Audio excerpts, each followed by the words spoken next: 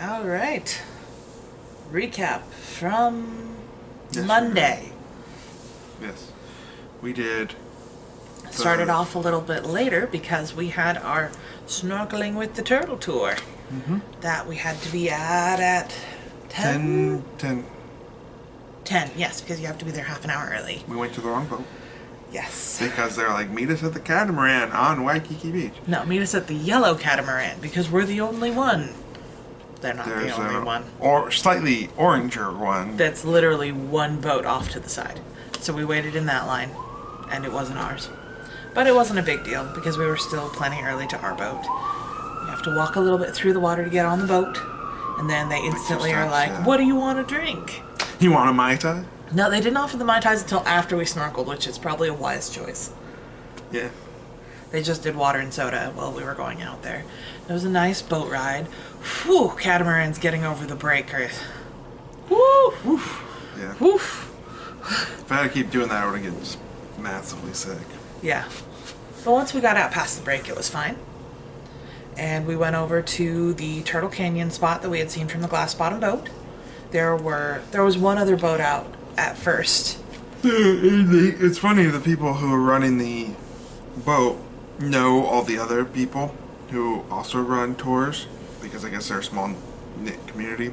And it's interesting is they had someone in the water that I didn't recognize guiding them to the anchor points. So what they have is they have underwater buoys that they anchor to, so they don't have to keep dropping anchors every time and disturbing the ground. So they went, and each company has a different anchor point that they've put in the ground. And so like some diver I don't even recognize, wasn't even on the ship, was out there in the water like telling them where it was, and they went up to it and then they connected to it.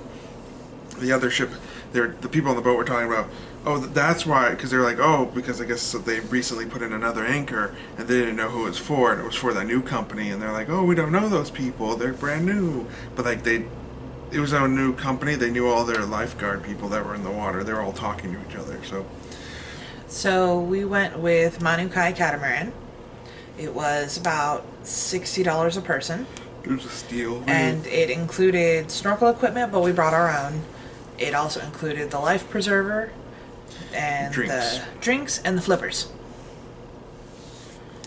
So basically we saw turtles almost immediately. Yeah, there was a couple just floating there. One for a while, and then another one came by, and then there was like one little tiny one. And it was like a little turtle family. It was adorable and lovely, and some tourists got too close and they got yelled at.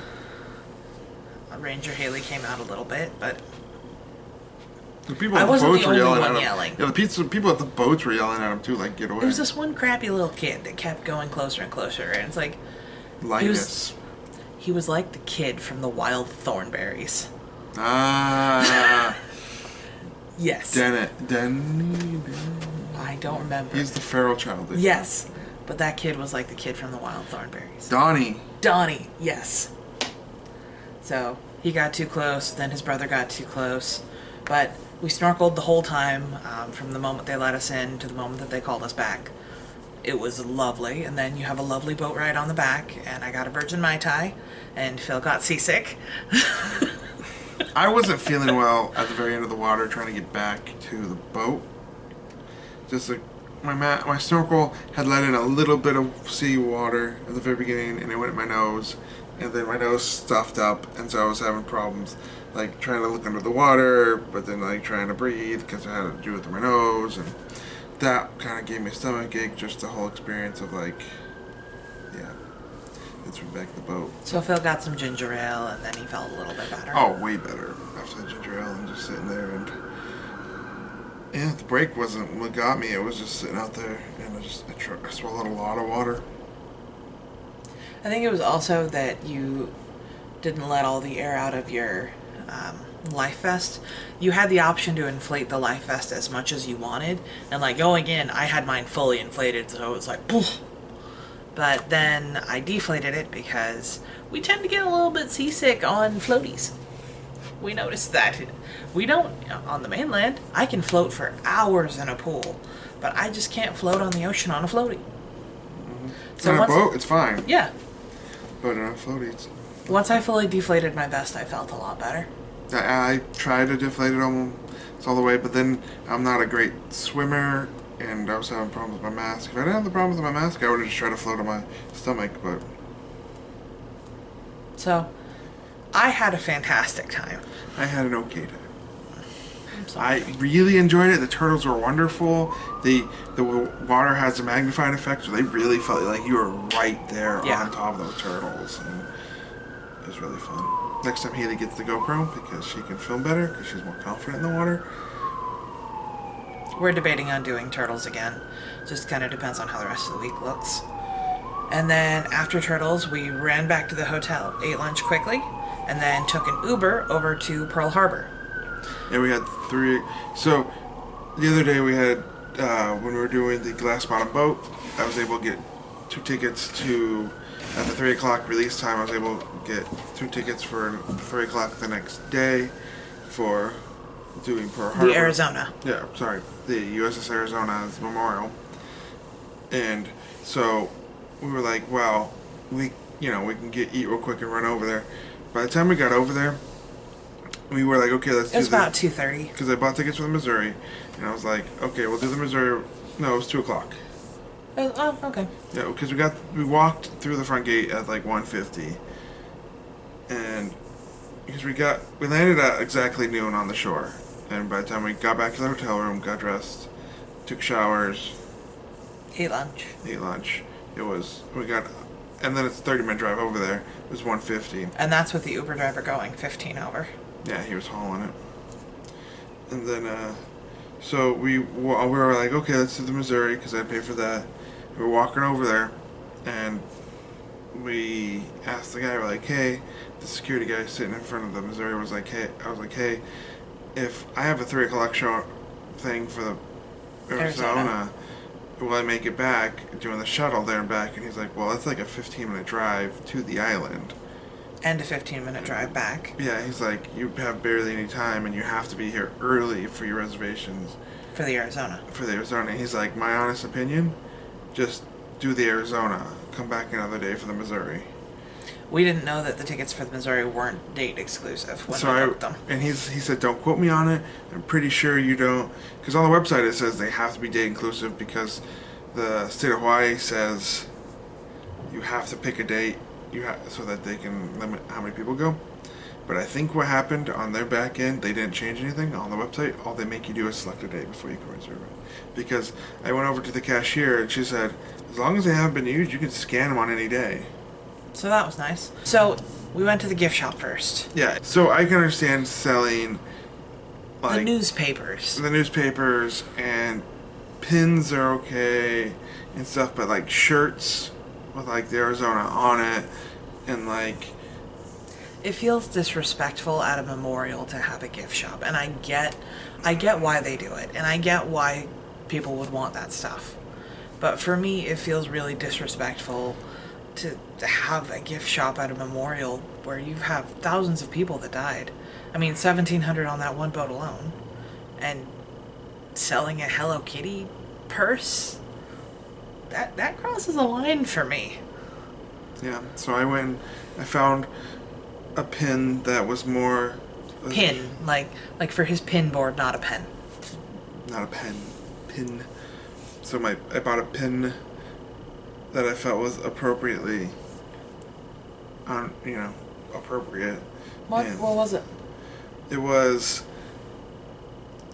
I think it just showed the white of like the structure, because the structure is kind of like this white square kind of thing with a dip in the middle, and they have that, and it just says USS Arizona Memorial Hawaii, and that's it, or something like that.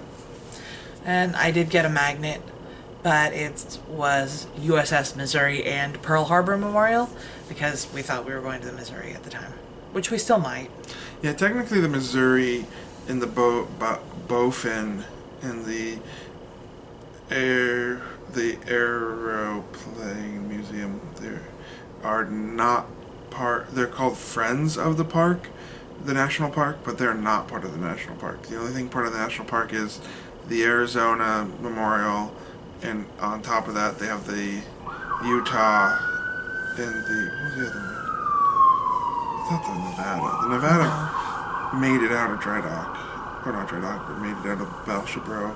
It took like 3 torpedoes, and the captain decided to put her on, purposely run her ashore so it wouldn't sink. Oh. Good plan. Yeah. Did it work? He put it right on shore, right by the hospital, so... Okay. I mean, it worked. The Nevada never sank. So we went through the museum portion after the gift shop, which was very interesting. Missouri, I think it is. Lots of good information, lots of gut-wrenching stories. So after the gift shop, we went to the... Yeah, because we should get a museum. So the museums are separated into 2 buildings. The build-up to the attack and the day of the attack. And so I thought that was nicely done. Because it lets you blend the stories together better. Like, this is what the world was before, and this is the day of. So they could focus more on the day of. And then the day of, at the very end, talked about the repercussions afterwards. But they could focus more on the events themselves. And then the other one was just leading up to, and so it had, stories about the dance hall competition that happened the night before, and the band competition. And, the woman who was given the USS Arizona, bullhorn because she won a dance competition with one of the sailors. And so, literally she has this USS Arizona thing, and it's and they have it there, and it's pretty intense. It's a lot smaller of a museum than I thought. Yeah, it's 20 minutes each on them. Half an hour. But yeah, I spent 20-ish for each.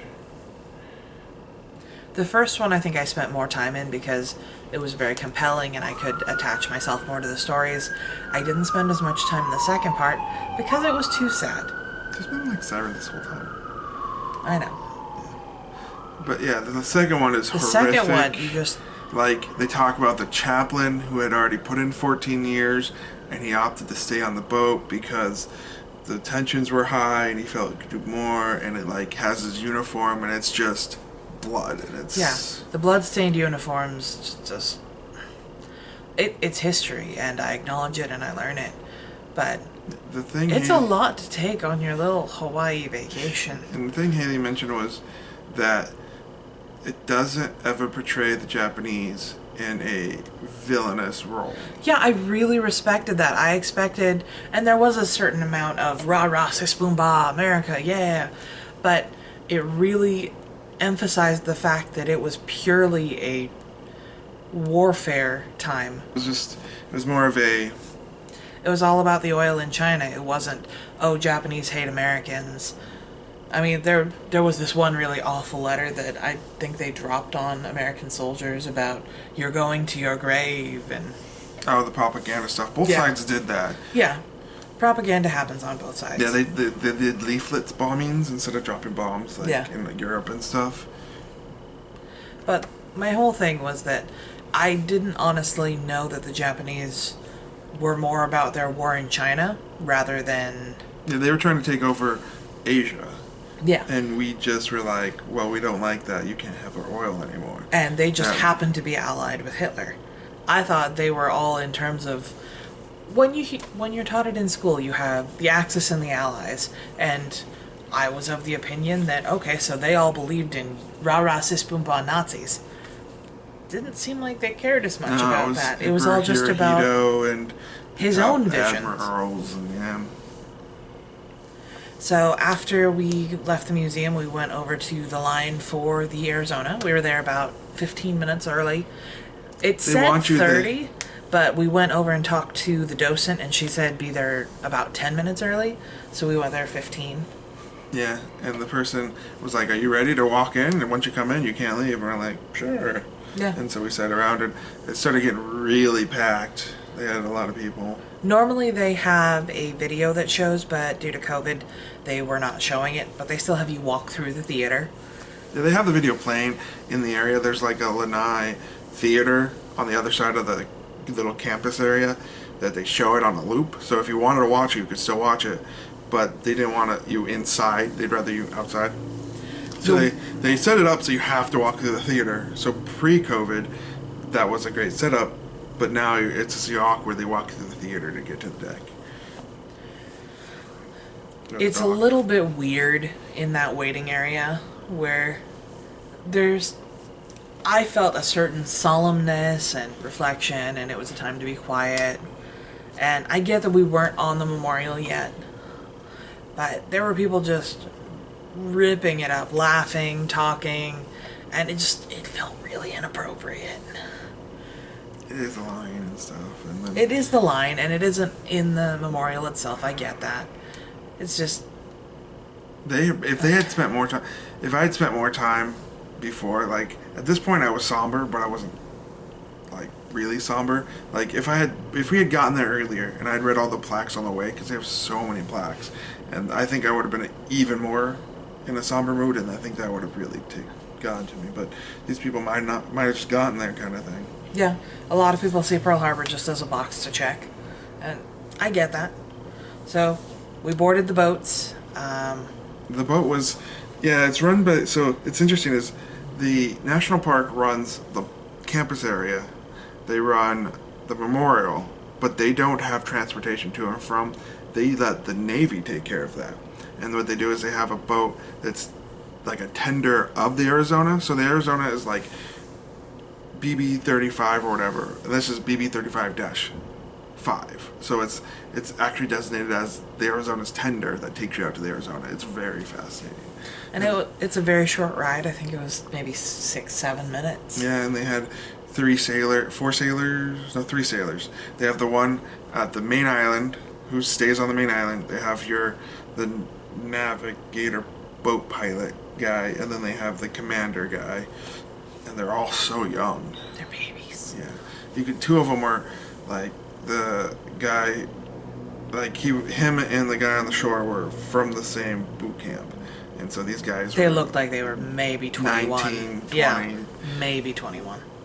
So we took the boat ride over, and we got off. There's no stopping. Yeah, they're like, just don't take photos. You can take photos afterwards. Just go straight up into the building. And so okay.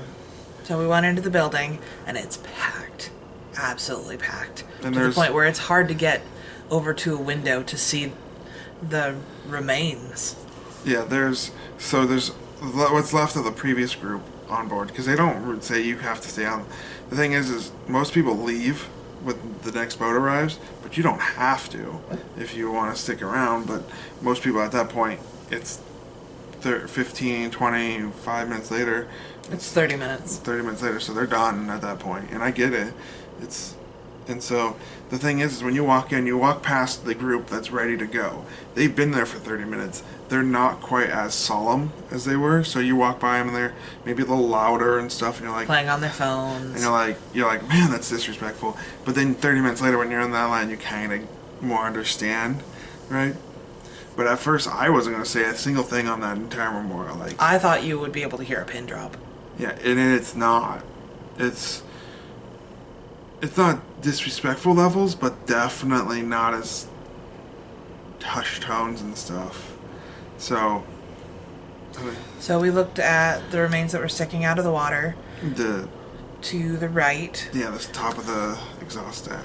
And then they have a little area where, on the platform, where you can look down specifically. And on more like calm days, it's clearer and you can see straight into it. And there's photos online. But on our day, the water was pretty choppy, so it wasn't necessarily visible. I had my polarized glasses, and polarized actually helps to see a little more detail, but it wasn't great. And we didn't I was about to say we didn't see any oil, but we didn't see any oil, but we did see some fish, which was a little disconcerting. Yeah. So once you reach that open platform, you can walk through to the memorial itself, where all the names were inscribed on the walls. And thankfully that was very quiet. Yeah, a few people would whisper a question. Yeah, they were very, very quiet in there. And it's moving to see all the names, and especially to see the names of the soldiers who died afterwards and then were returned. They opted not to be buried with their family or with their loved ones, but rather to come back to the Arizona. That's always very touching. Well, plus there's the sign where the diver places it in there, and she said there's a tug, and she feels that the ship is accepting them back. And Oh my God, that oh right there, my the God. ship attack, when she releases it. Oh, yeah, that was very powerful. I didn't know the National Park Service had divers, like, on their payroll, but they do. Like, they call That them might National be Park. the Navy. No, they call them National Park Service divers Okay. because the site is National Park Service. Yeah. They maintain it because they also maintain they monitor the oil that's coming out to make sure that it's not impacting the environment overly negative, because any amount of oil is going to be a negative impact, but they monitor it to make sure it's a low enough level that it's not overly disruptive of what it currently is, because it's only like 8 to 10 quarts a day. So then we got back in line. We'd been there for the 25-ish minutes, and our line was kind of restless, and the ranger could tell. So he... We were the last, I think we were the last one out, weren't we? Second to last. Second to last, because people had just come when we were leaving. So Ranger Phil, not this Phil, different Phil. Yeah, his name was Phil. He's this, told a great story. He reminds me of Patton Oswalt in stature. Yeah, very Patton Oswaldy. Yeah. But he told a great story about a visitor who had found her grandfather. So he did this nice thing where he plays off duality. Like, he says, I talked to this one woman and she's like, "Is that it?" And he like tries to impress on her like how many people died and how serious of an event it was, and she's there. You're never gonna get to someone like that. And then he talks to another woman who came in and it was like, "I want to know more about my father." All she knew was that her grandfather died in Pearl Harbor. It was her father. Grandfather. It was her grandfather? Yeah. I thought it was her father. Nope. That was grandfather, okay. She said it was in the 80s. Yeah, it would have been a grandfather. He said grandfather. Yeah, because her mother was born... Yeah, because her mother... The grandmother was pregnant with her mother. Yeah. And it was a really good story, and it kind of impressed upon the touching nature of... Yeah, like, I don't know anything, and, like, he talks about looking it up, and, like... He found the whole file, and it was really... gave it to her and stuff, and I'm sure that was, like... It helps to connect with the humanity. Yeah. So, we got back on the boat, drove back, and at the very end, the sailor guy says, "Hey, it's our last run of the day, so we didn't want to bring it up before now, but it's..." It would have been the second or last one. I know, but that's what he said, so I'm sure just quoting Do you him. think he did it to that guy all day long? Like, kept telling everyone to do it? That would be hilarious. I think that, but anyway, so it was his birthday. Yeah, it was the guy on the shore. Yeah. So he had the whole boat sing to him.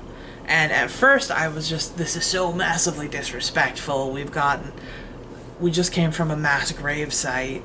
And then as I was processing it, it was more of like a touching reminder of the guys on that ship were kids too.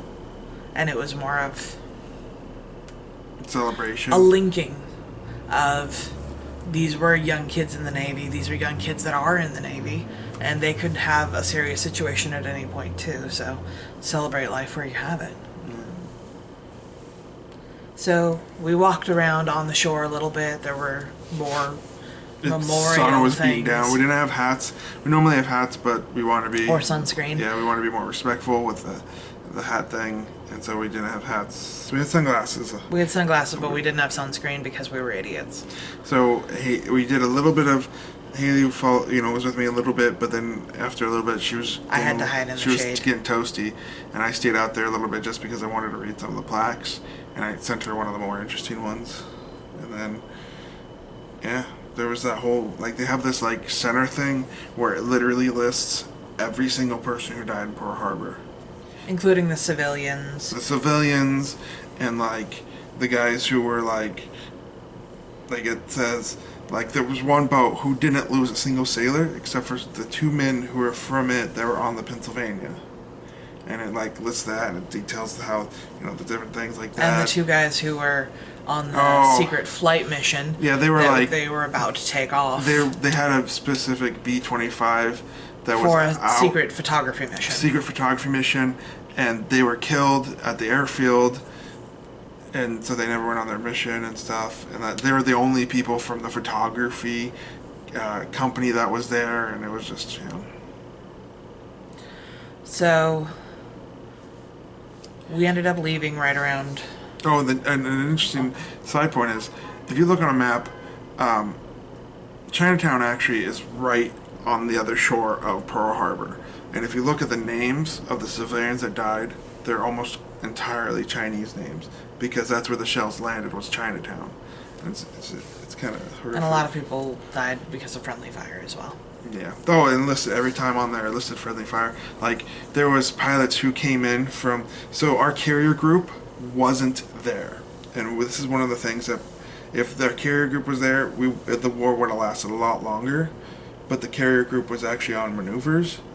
And so they were 200 miles away. And so what happens is the attack happens.